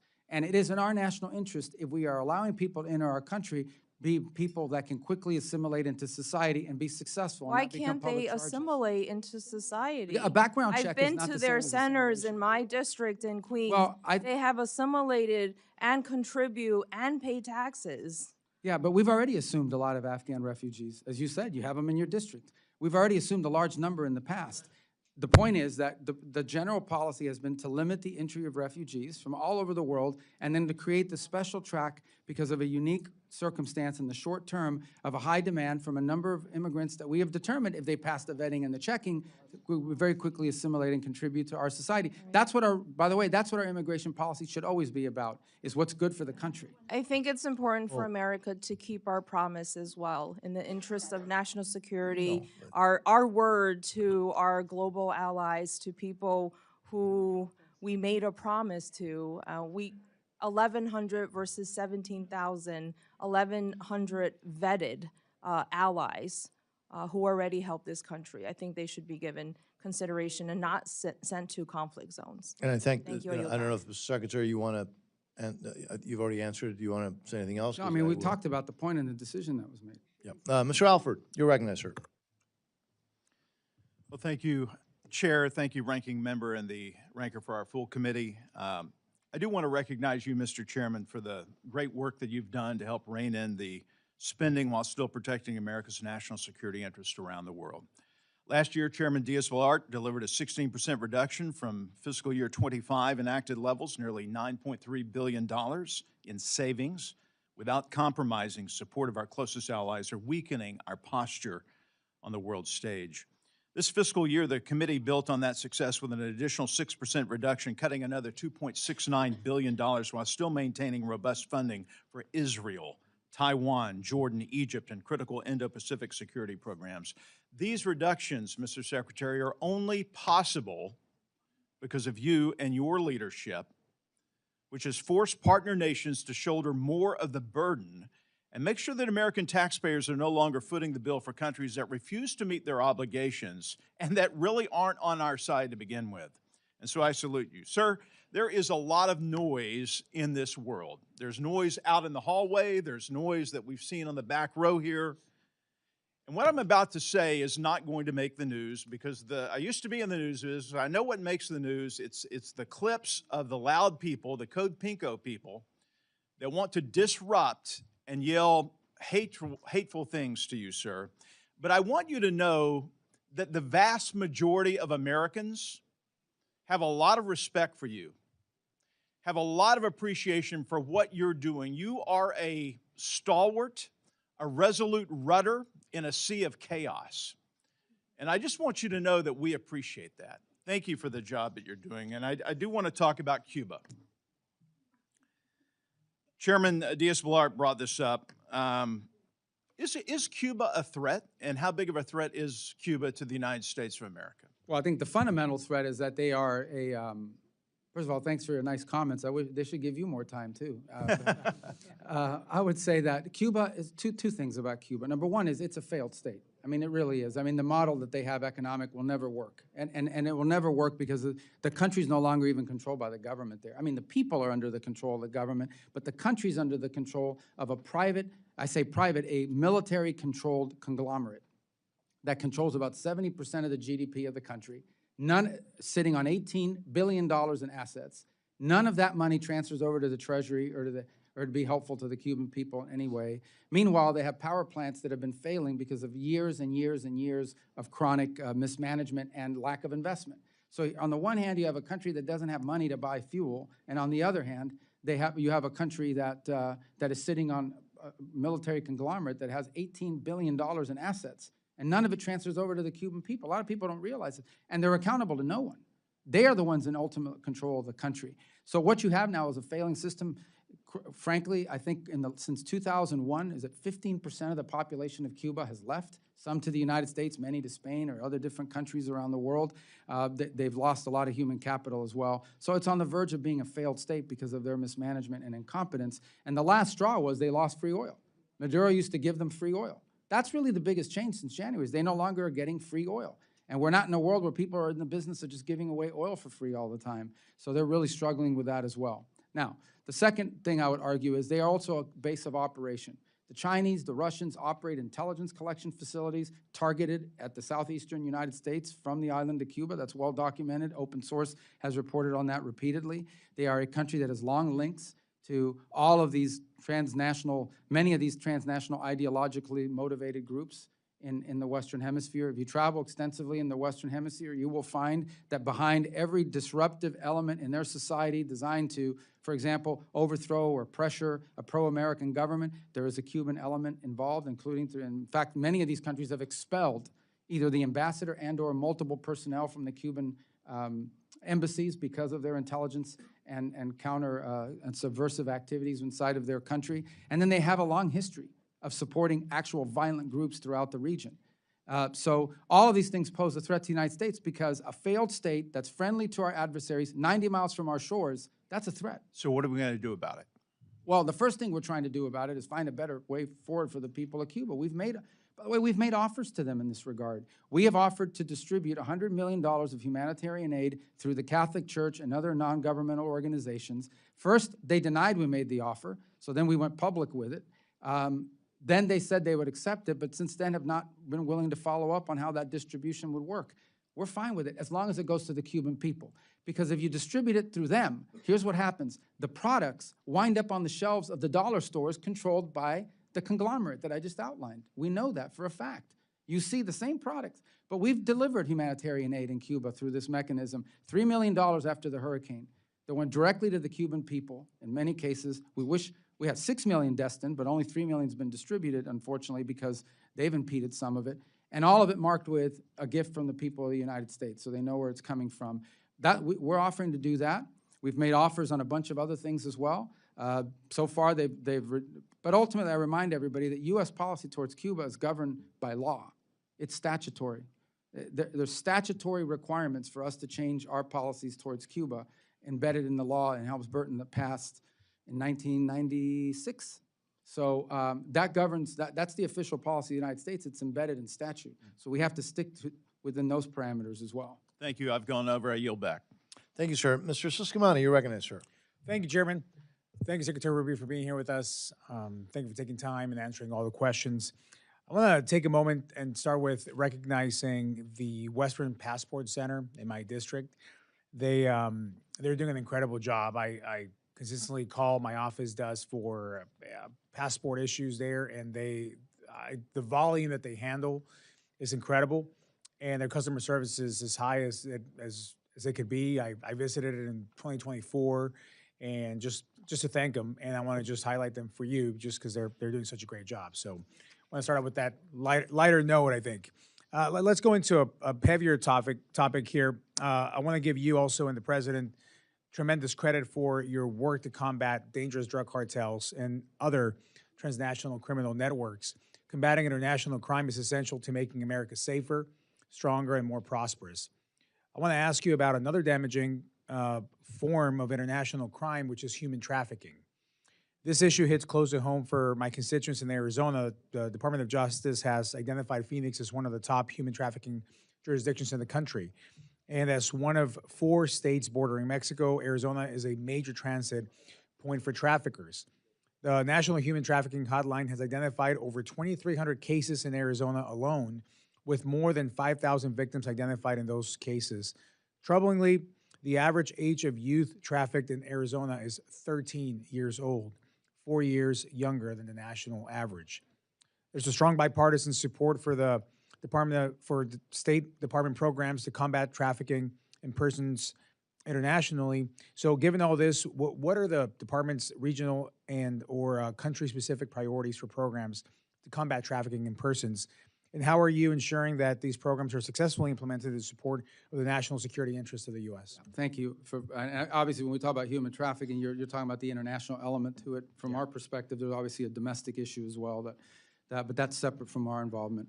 A couple points. These migratory routes that existed with mass migration events are the same routes that are used by human trafficking. So clearly, when we had a border crisis, we had people pouring over the border, we had organizations that were involved in trafficking of drugs, contraband, and also people. We know that, and that was a big component to all of this. I believe last year, the number, maybe I'm off by $1 million or $2 million, but it's about $100 million we spent a year ago on human trafficking programs, and it depends on the country. Every country is different. In some cases, some countries are transit zones. They're not sources of human trafficking, but they are a transit zone where human traffickers bring people through. And so oftentimes the assistance is assistance to local authorities and helping to partner with us, identify, or if they're already advanced enough in that field, simply sharing intelligence and information as we gather it and pick it up. In other cases, the assistance, depending on the country, is helping prevent human trafficking. In essence, working and partnering with the host government for programs that help identify potential victims of human trafficking and prevent them from being trafficked before it happens. That's the second. And so it really is country specific, and one of the reasons why it's so critical that these programs not be put in a box and say, here's human trafficking globally. It's a great example of how this program needs to, these expenditures and our focus on this needs to be specific to the location, because what the human trafficking issue looks like in one country might be different than another country. One country may just be the airport that they're flying people through, and we know it. Another country may be the source of children that are being literally purchased or bought up or grabbed off the streets and being trafficked for labor purposes or worse. And so that's why in every one of our embassies, we have people that are in charge or also supposed to be helping us to implement that program through the regional bureaus so that it becomes specific enough to the individual country and whatever role they play in the human trafficking, whether it's transit zone or source. Thank you. I I know we have a second round, but I'll ask one more. I know the administration is actively engaged in discussions with Israel about the future of the U.S.-Israel relationship, including opportunities to further expand and deepen our strategic partnership. With the current Memorandum of Understanding on Security Assistance set to expire in 2 years, this feels like a real moment to think boldly about how our cooperation can evolve to meet the shared interests and security needs for both of our nations. With that in mind, what's your current state of talks with Israel on the new MOU and the broader future of the relationship, and who in the department is leading those conversations? Well, the conversations have been both with the Department of State and the Department of War. And actually, and I think he has said this publicly now, what Prime Minister Netanyahu and the Israelis have told us is they would like to set up a scenario where they wean off U.S. assistance the way they did with foreign aid about a decade and a half ago. So in essence, they'd like to go from the number they're getting now to slowly less every year until the number hits zero. So those are the conversations we're having with them. It's at a pretty high level at this stage, although I know we're engaging their ambassador, has been dealing with the counselor and chief of staff in our office on this proposal. They've made that proposal to us on a number of occasions over the last year. I think the Prime Minister spoke publicly about it about a few weeks ago, so it's no longer a surprise. But I think one of the things Israel's talking about is basically winding up over the next 10 years in a place where they are getting no. I mean, they may be buying things from the U.S., but they are not getting any sort of assistance through the MOU. Obviously, we'll talk it through with them and see where we wind up. That's not finalized. Thank you. Chairman, I yield back. Thank you, Mr. Ciscomani. So again, thank you, Mr. Secretary. We do have time for a second round, but I am going to hold people to 5 minutes on the second round. We've been pretty flexible, and but we're gonna now limit it to five minutes, and I will start that 5 minutes and try to hold myself, Mr. Secretary, to 5 minutes as an example to the rest. I mentioned in my opening remarks, and you've heard it before, that I just returned from a trip to South America. We saw some really positive things, but we also saw some sobering things regarding Communist China. They've spent decades embedding themselves across the region, frankly, in ports, power infrastructure, communication networks, everywhere. And more recently, Beijing has been aggressively moving to lock up America's critical mineral supply. The chains. And so, again, I think for decades, the United States looked the other way, or worse. You, however, have begun to turn this around. I saw that firsthand. I mean, I actually saw that. You've aggressively refocused State Department resources and attention on countering China's encroachment in our region. In Argentina, your team signed a critical minerals framework with President Milei's government in February. In Peru, I saw evidence of U.S. pushback at multiple ports. We saw that. I saw that. But this subcommittee wants to support these efforts, which brings me to Paraguay, because, frankly, it's the counterexample that the whole region needs to be looking at. It needs to be emulating. Now, so while neighbors have flipped to Beijing, Paraguay has chosen the United States over Communist China. It's held firm with Taiwan for nearly 70 years and posted the strongest economic growth in South America. You've met with President Peña, and you've been directing State Department attention towards partners who stand with us. You've talked about this in this hearing. It's working. It's really working, but I think we can and should do more. What do you need to make sure that this hemisphere continues to see and sees clearly, actually, that choosing America over China actually pays off for their people and for the entire region? Yeah, I think the first thing, as long as I was served in the Senate for 16 years, everybody said we need to focus more on the Western Hemisphere, just like people say you need to eat more broccoli and more vegetables, but no one ever wants to actually do it. So I'm proud of, at least over the last year and a half, you've seen a more sustained focus on the hemisphere, and it's borne fruit in a couple of ways. Here's the challenge in the region. Not only 20 years of negligence in this regard, but what Chinese efforts in the region have done is twofold. The first is it's resource extraction. So they try to establish for themselves access to critical minerals, mining of any sort, and give themselves these long-term contracts, gain these long-term contracts, and that allow them to extract resources, as they do in Africa and other parts of the world as well.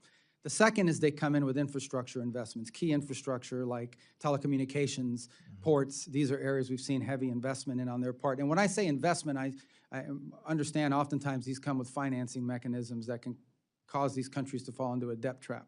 The third thing they do, frankly, is they come in and they promise to build you an amphitheater or a bridge. They may not do a good job at it, but now you owe them money for it, and then they expect your vote at the United Nations and in international forums as leverage. And the challenge in all of this is that oftentimes a country will come to us and say, we want to build X or we want to expand Y, but the only people showing up are Chinese companies. There are no US companies showing up. There are no American alternatives showing up or Western alternatives showing up. And so part of the challenge that we have is to identify and connect those US alternatives and not US, Western, allied alternatives to what the Chinese are offering and to make a compelling argument. And this is the important work of our embassies that they've been focused on. And they'll continue to do. So I think continued support for those efforts is important. We have a fund that provides us a little bit of flexibility that we've asked for in our budget requests that will allow us to very quickly act if an opportunity presents itself. And it's not just State Department money. It would allow us to leverage the resources of the Development Finance Corporation in some cases, depending on how the deal works out. But we most definitely want to see alternatives to what the options have been available to these countries in the past have been, in many cases, solely Chinese companies or Chinese-related companies. Yeah, and we heard that everywhere. Now, look, it's going to surprise everybody. I've got 46 seconds, but I'm going to stop now. I know. No, I'm not going to give it to anybody else, the request, but I am going to recognize the ranking member.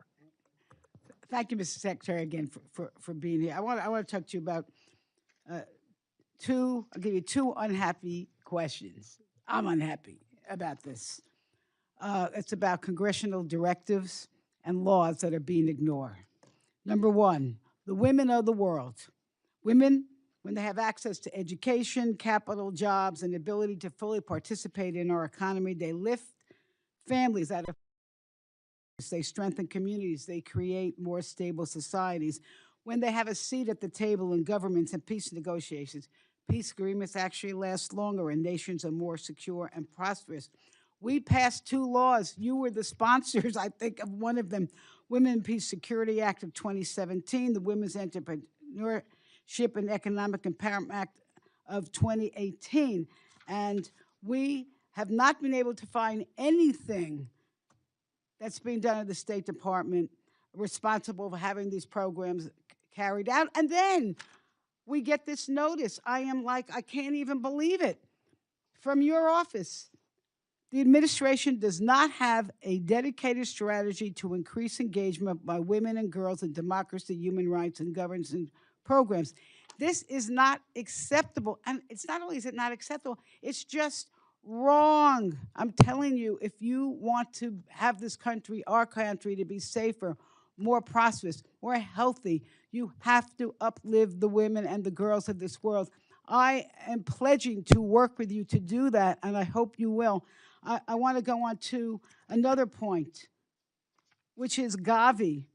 We provided the State Department $600 million for Gavi. That is the vaccine alliance that delivers life-saving vaccines and protect children from deadly diseases like measles, malaria, polio, and so forth. Its work has reached nearly half the women's children and has saved over 20 million deaths since the beginning. And now your State Department has not distributed this or not allowing Gavi to distribute this because you're waiting for a response from a vaccine conspiracy theorist. I almost put terrorist. Yeah, he's a health terrorist.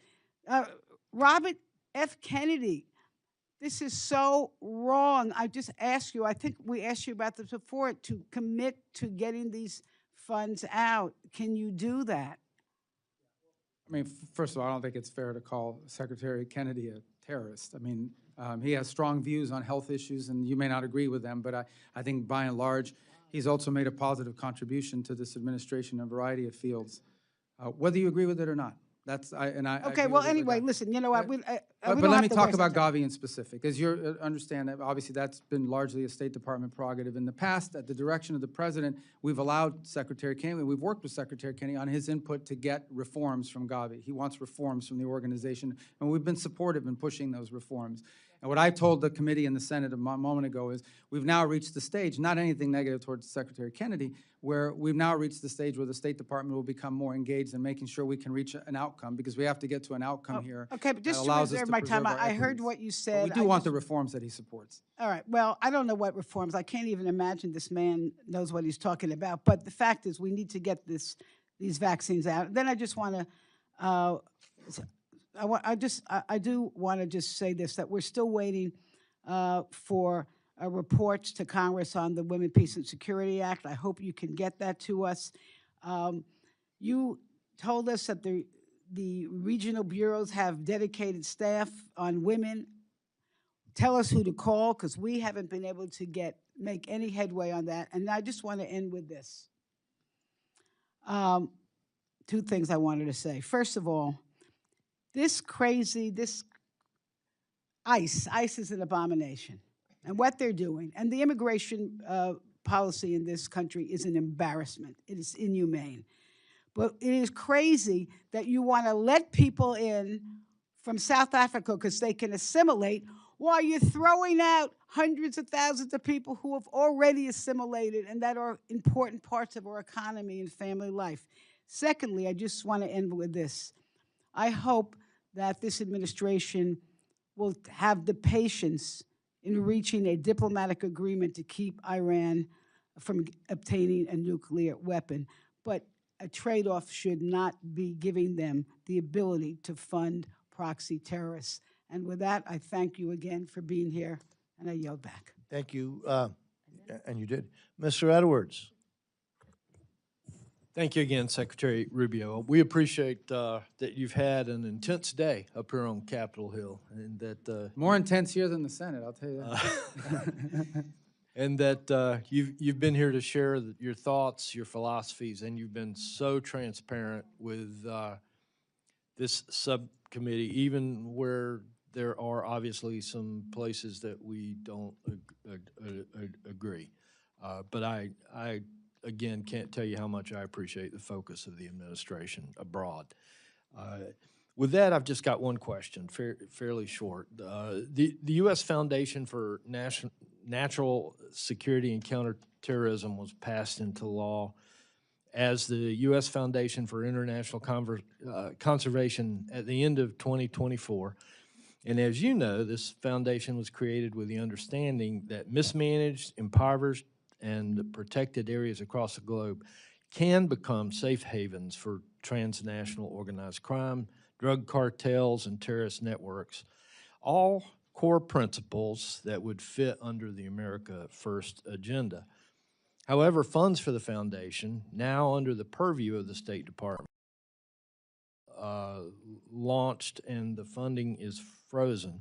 And because the foundation's 2-to-1 private-public match, there's about $600 million that could be stabilizing East Africa and the Sahel region, cracking down on illegal Chinese fishing, stopping cartel-driven deforestation in the Amazon with protected area enforcement.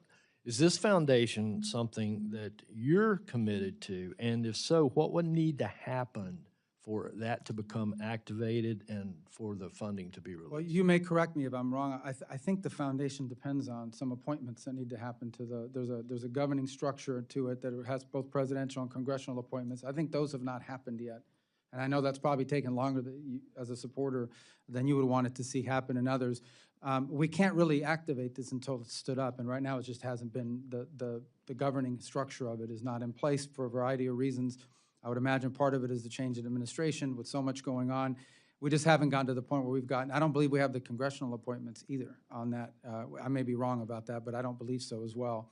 So let me get back to you on where we stand on these appointments, because having that governing structure in place is what's necessary in order for it to be deployed. I can tell you I've heard a lot about it. It has strong supporters in both the House and Senate in both parties. If I'm not mistaken, I think Senator Graham was involved in this effort in the Senate along with Senator Coons, and I'm not sure who the sponsors were on this side. So we've had numerous inquiries, but we've got to get those appointments before we can activate it.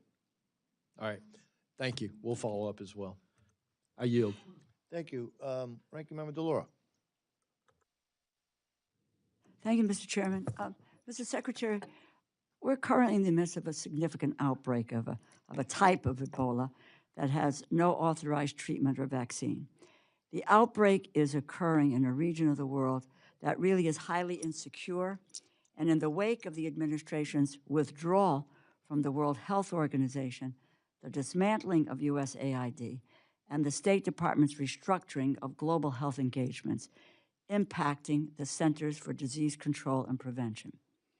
It is now my understanding that the State Department is now rushing millions of dollars for the response.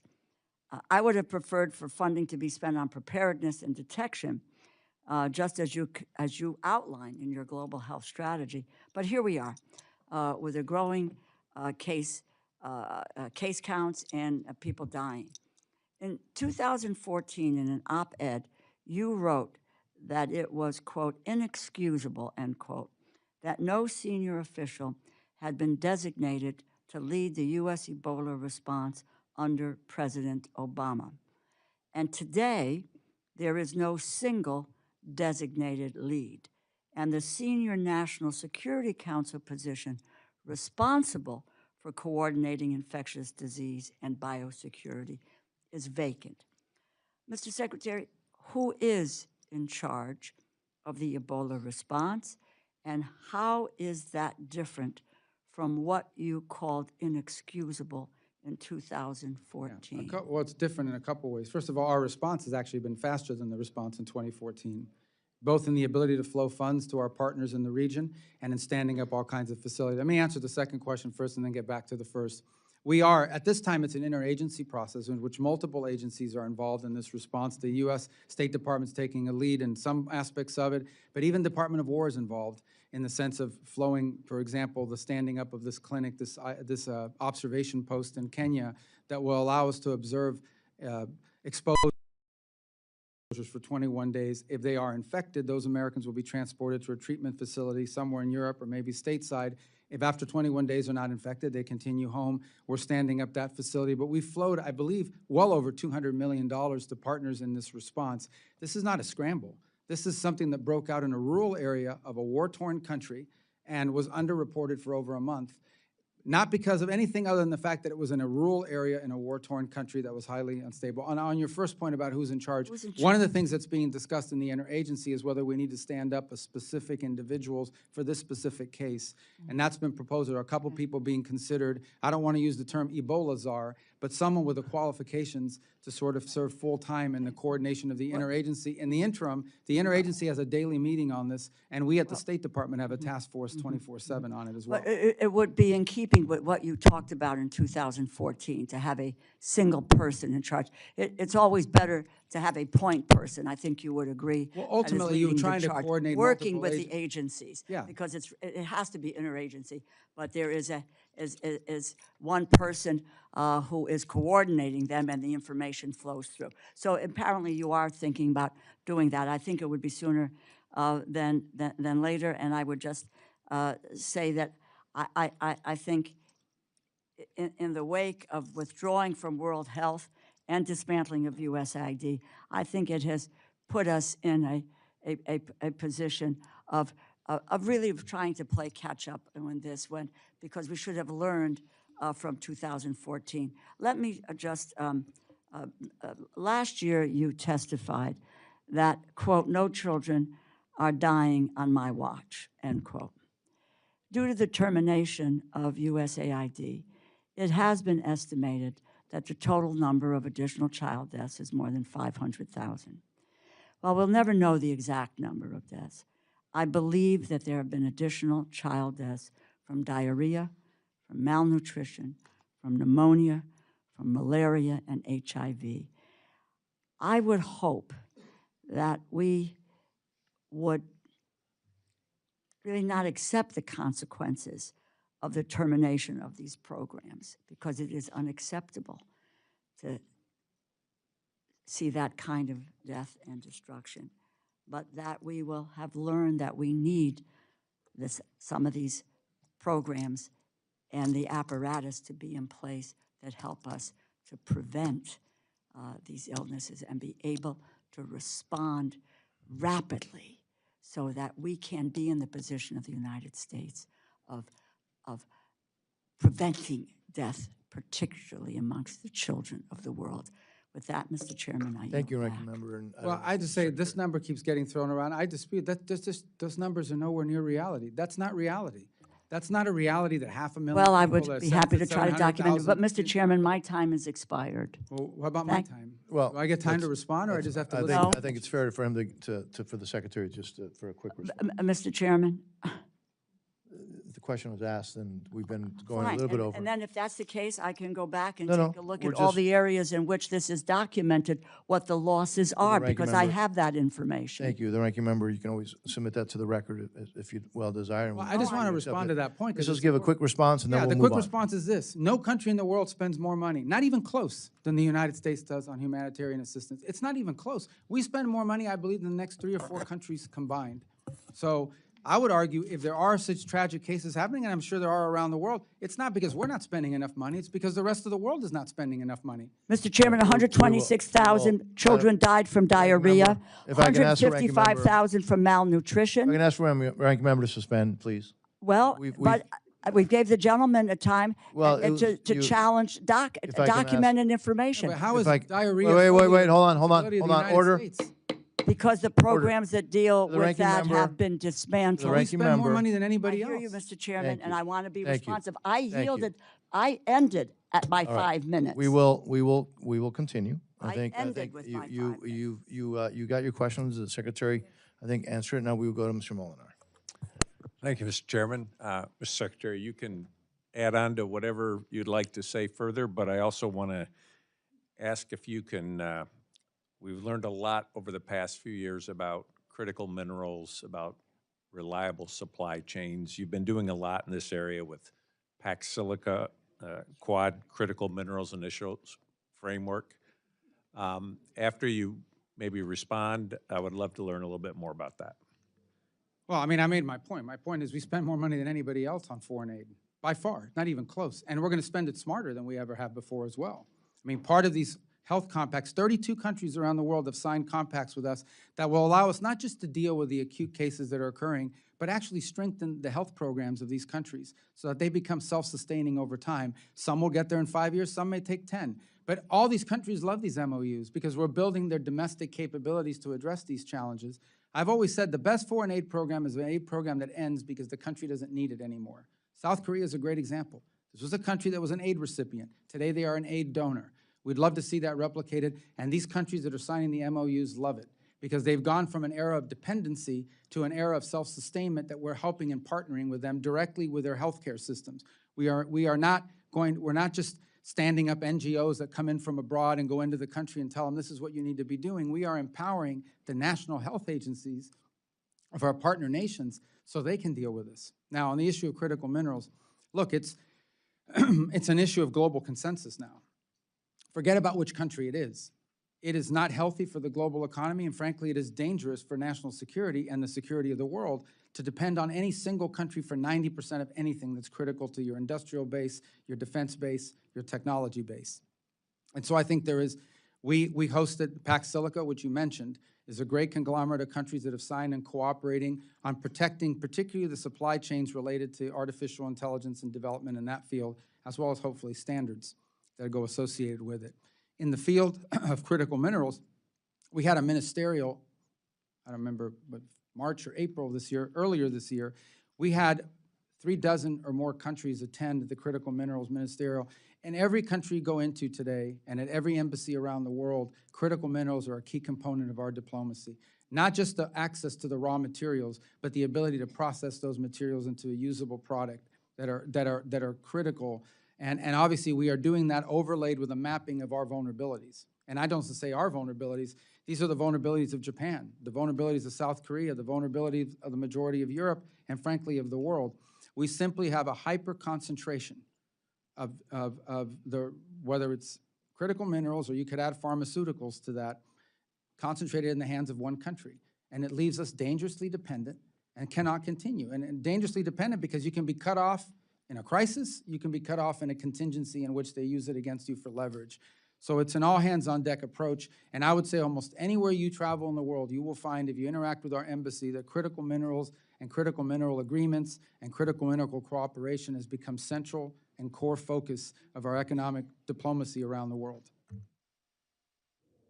Wanted to just follow up on a little bit of a separate issue, but it's something that I know you think about. When you think about Haiti and all they've been through, what more can the administration do? What more can Congress do? What ways does the international community need to step up? Well, on Haiti, we have this gang suppression force which replaced the MSS that was standing there. It'll come at a fraction of the cost to the U.S., about 100-something million versus 800 or 900 million, because other countries have stepped up and donated to it. The force is actually over-recruited. The number of commitments we have for the force is larger than the number of slots we needed available. And the core of it is this: these gangs won't just sit back. These groups won't just sit back and watch gangs operate. This international security force that will be there will be on the ground to take and hold territory from the gangs, so that the government can gain in strength, hopefully be able to have an election, but also take back their economic vibrancy. This is an effort that was endorsed at the United Nations. It took a lot of work at the United Nations to get it approved, so that's what's opened the door for all these countries to join it. It's going to be a challenge. Haiti's a very big challenge, but this is the best plan we've had in a long time to address it. It has the support of the international community, not just rhetorical support, but monetary support and troop contributions and police contributions. And we hope it's successful. It has to be successful because there is no plan B at this point. Thank you, Mr. Chairman. I yield back. Thank you very much. Ms. Mang, you're recognized. Thank you, Mr. Chairman. Mr. Secretary, this administration has claimed to prioritize curbing waste, fraud, and abuse, but in this department, you've overseen the destruction of over $8 million worth of birth control bought by U.S. taxpayers, even though many organizations have already offered to buy and to distribute them. These are the same birth control methods used by millions of women and girls here in the U.S. If distributed, they could have prevented an estimated 10,000 unsafe abortions and the death of over 700 moms. Your department is attacking them. Earlier this year, 66 of my colleagues and I sent you a letter in January asking about the status of these supplies, but we never got an answer. Secretary Rubio, what is the status of these birth control supplies? We're operating under executive directive not to participate in these programs internationally. The United States is not going to fund this internationally. It's as simple as that. I mean, that's what's happening. But these products already exist. How much have taxpayers spent to keep them in warehouses instead of distributing them? Well, I don't know what it costs to store them in the warehouses per se. I think some of them, as you pointed out, have been disposed of. We're not going to use them. The government of the United States is not going to be involved in distributing contraceptive and all these other things around the world. And that's a directive we're operating under from the executive order, and that's not where we're going to prioritize our funding. Okay, these supplies are not damaged, expired, or destroyed. Do you have any issues with them being distributed? We're going to follow the directives that are in place. I have an issue in us being involved in that. That is not what foreign aid in the United States is supposed to be paying for. To be honest, it's not. Foreign aid of the United States should be to advance the national interest of our country, and that's what we're going to focus our resources on. And I know there'll be disagreement. People are, making noises in the background here, but here's the bottom line. Well, look, at the end of the day, that is the policy of this administration, and we're going to execute on that policy. Our foreign aid is going to be about advancing the national interest of the United States. And we don't view that this is in the national interest of the United States. We don't know what core national interest of the U.S. do these programs advance for us. We're not just making noises. We're concerned about preventable deaths and life-saving measures for women, for girls, for... I understand, but this at an the United States, there are a lot of worthy causes and worthy endeavors around the world. The United States government is not a charitable But not women and organization. girls around the world. No, of course women and girls. And every one of our programs, every one of our programs that have to do with foreign aid, be it our work with the Global Fund, be it our work with PEPFAR, be it our work with these MOUs that we have in place on fund, every single one of these involves, I would say in some cases, more women, girls, and children than they do adult males because of the nature of the aid that we're providing.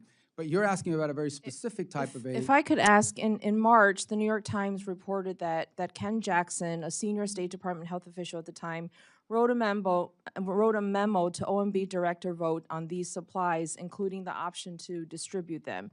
To your knowledge, did Mr. Vogt receive this memo, and did he have anything to do with these decisions? I don't remember that article that you're pointing to or the memo in specific that Do you're you know talking if about. Mr. Vogt had anything to do with the decisions about Well, these we always, as supplies? you guys know, the role that OMB plays, they issue directives on spending to the agencies. That's the role they've always played. That includes in the formulation of the budget we presented to you. I can't speak specifically about whether he saw that memo or whether someone in his office addressed it.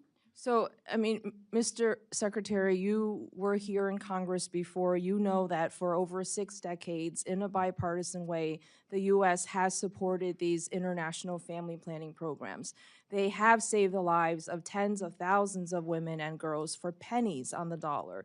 Last year, despite Congress directing funding for international family planning programs on a bipartisan basis, you told me, quote, "There is no plan to spend that money. We're not going to be in that business globally. We're not going to do it." Just earlier this year, Congress again funded these programs. I want to know, what is the plan, and under what authority are you refusing to spend taxpayer dollars directed by Congress? Well, again, we're working through directives for this year. We'll be in consultation with your staffs about the ones that we're going to be pursuing, and we'll bring those available to you as we make them. But the policy that you reiterated that said last year is the one I've stated here again today pretty consistently. On the issue of directives that you just asked about, I know the appropriations bill from last year had a number of them, and we'll be working with your staff we haven't finalized yet which ones we have a problem with and which ones we don't, but we'll be doing that here very shortly. Thank you. I yield back. Thank you. Mr. Alford, you're recognized, sir. Well, thank you once again, Chair. Thank you, Secretary. The first World Cup match in the United States of America, I think, is in 9 days. Team Argentina arrived in Kansas City yesterday. We're hosting them. A lot of tourists, or millions of tourists, are coming to the United States of America. Can you talk about what your department has done to get ready for this massive influx of visitors and make sure that cities like Kansas City receive a return on their investment for these events? Well, as you know, we set up an expedited process for visas for people that own the FIFA card. In essence, the FIFA, you have to prove that you have a ticket, you purchased the ticket, you still go through the vetting, you still go through all that process. But you have to prove that you've bought a ticket to a game, not just that you're coming to attend. So that's for the fans' perspective. And so far from what we're interacting now on a daily basis with FIFA and the World Cup people, we feel really good about the processing. There are a couple places that might be more challenging, but by and large, if you own a FIFA ticket and you've registered through that program, you will receive expedited processing to make sure you can attend matches in the United States. Obviously, it's also being hosted by Canada and Mexico, so that provides some level of complexity because some of the matches might begin in Mexico and wind up finishing in the U.S. But nonetheless, we feel pretty good about where we stand on that. In the case of the athletes and the teams themselves, obviously that's been handled separately. They're applying differently. They're still going through the same vetting by and large, but for the most part, we have not had any reports of any teams having a struggle to get here, except for, I will highlight this. The Iranian team has chosen to stay in Mexico as opposed to the United States in the beginning of the match. And we have no problem with the athletes, as we stated earlier, or their support staff. But what we're not going to allow is for them to embed in their delegation a bunch of people that we know have nothing to do with athletics and have ties to the IRGC or things of that nature. So we were going to watch that very closely, and we'll continue to watch that very closely. But by and large, I don't anticipate that problem with any other country. I want to end our final moments talking about global media, real hot topic last year. Can you update us on the new broadcasting plans with recent changes to the government's global media investments? How are we reaching people in the communist authoritarian nations? And how have widespread internet outages, for example, in Iran, affected free media from entering into these contested spaces? So while I believe that program is under the jurisdiction of your committee, we don't entirely, that's an ancillary function to the U.S. State Department. Nonetheless, we have great interest in how it works out because it does have an impact on our diplomacy, on our foreign policy. As you highlighted appropriately, that there was actually an internet outage. It's shut down. The internet was completely shut down in Iran until very recently. It was restarted. So even VPNs wouldn't have worked because you had no access literally to the pipes. They've restarted some limited access to the internet because it was devastating their commercial sector. But it's been problematic. It's been damaging, no doubt about it, and shows you how critical and important it is and why authoritarian regimes are so fearful of it. As you know, recently there was a court order that basically stopped all of the reforms that have been put in place by the previous administrator So we've had to go back to the drawing board and begin from scratch on rebuilding that global program as a result of that court order. All the decisions that were made by the previous director were also eliminated. Again, we don't control it, but we are involved in giving input and guidance because it does have a direct impact on our ability to conduct diplomacy and on conditions within these countries. Got a minute 30 left. I want to ask one last question. I'm going to pivot back to Gaza just a bit because there's been some allegations made that maybe we aren't living up to our commitment to this 20-point plan. Is the case, sir, not that having to do with Hamas? Hamas was left in place by the previous administration who tied Bibi Netanyahu's hands, refused to let him finish off Hamas, and now we're still having to deal with these terrorists who keep popping up and threatening the people of Gaza who want to get on with a normal life. I mean, at the core is that the issue with Gaza is that our hope is not just for a peace deal. Our hope is for a complete rebuilding of it in a way that's positive, that gives people economic opportunity and some level of governance for themselves without having to be run by a terrorist organization. And so the key to that is investment and attracting. And there's plenty of interest. As I said, both donor countries in the region, companies that want to be involved in the redevelopment, and good people in charge of sort of envisioning what that would look like. The fundamental challenge at the end of the day will always be that you can get all the pledges you want for assistance in rebuilding. You can get all the interest you want from those who want to go in and be a part of it. No one is going to invest there as long as Hamas is militarized. Because as long as Hamas is militarized, they know that there's going to be a war in the future. There just is, if Hamas remains in place. So the goal now is to demilitarize Hamas. That is the impediment that's holding up the rest of it is still ongoing, all the planning, all the meetings, all of the, but the impediment to actually effectuating many of these other points is that Hamas still refuses to demilitarize. And it's not just us that are frustrated by it. Many of the partner countries in the region that helped put this deal together are frustrated and pressuring Hamas to comply with that requirement as well. Thank you, sir. I yield back. Before I recognize Mr. Soskamani, I just remind the gentleman that two of those players on the, well, at least two, maybe more, but two that I'm aware of right now, top of my head, who are playing for the Argentina national team, play weekly in Miami, Inter Miami. So anyways, thought I'd mention that. Mr. Soskamani, you're recognized. Thank you. Mr. Secretary, everyone here on the panel has welcomed you, and thank you for being here. I'm not sure that our welcoming nature is totally reflected on the 60-degree AC setting in this room. It's freezing, at least for an Arizonan or Floridian. Maybe in the hot seat it's not, but over here it's felt pretty cold. But I do wish to end with more on the warm side of things. And it's been said already by the chairman and some of my colleagues here on the critical mineral side of things. The backbone of our defense system, this is more a statement than the question, because I know you've answered it already, but I want to energy infrastructure and the emerging technologies right now, China dominates the global supply chain for many of them, and you address that. This is a serious national security vulnerability, and Arizona specifically, we play a major role in the solution. My state produces nearly 70% of the U.S. copper and has significant untapped critical mineral deposits that could meaningfully reduce our dependence on foreign supply chains. Yet permitting challenges and the lack of diplomatic coordination continues to slow the process. So I wanted to mention that. If you have any further comments on that, please go ahead. But I just have one question on Nigeria, and then you can cover both if you want, and then that'll be the end of my time. I want to acknowledge the administration's counterterrorism successes along the Nigerian partners against Boko Haram. These are meaningful steps forward. Defending people of faith from persecution remains a top priority for this subcommittee, which is why our FY27 bill conditions assistance to Nigeria, one of the deadliest places in the world to be a Christian today. This committee also submitted recommendations to the White House on violence against Christians in Nigeria, and we hope those inform the path ahead. With that in mind, how does the department intend to move forward on this issue, particularly on the atrocities, prevention, and religious freedom protections? Thank you for that. Actually, it's an interesting, not that we were unaware of it, but it was congressional attention to this matter that first brought it to the forefront. Even though we've been monitoring it and watching it for a while, it's members of Congress that really accelerated public attention on the plight of Christians in Nigeria. One of the first things we did immediately is engage with Nigerian authorities, because in many cases what was happening there was not a lack of willingness on their part, it was a lack of capability. In essence, they were confronting groups that in many cases had better weapons more sophisticated weaponry. In some cases, they were facing a real domestic challenge. And they too jointly identified these terrorist groups, which are the ones that are conducting these massacres, as a threat to their security. We were able to enter into very cooperative arrangements with them. In fact, I've met with their national security advisor on a number of occasions.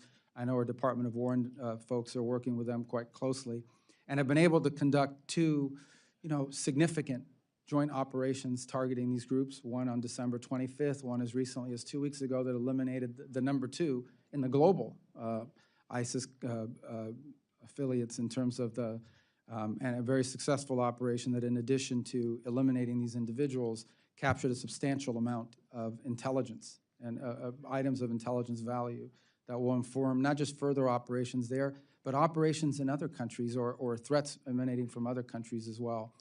Since then, we've conducted a couple of other joint operations, much smaller scale. So I think we're at a stage now where the cooperation between the United States and Nigeria in going after these groups is pretty substantial, and I think a good success story.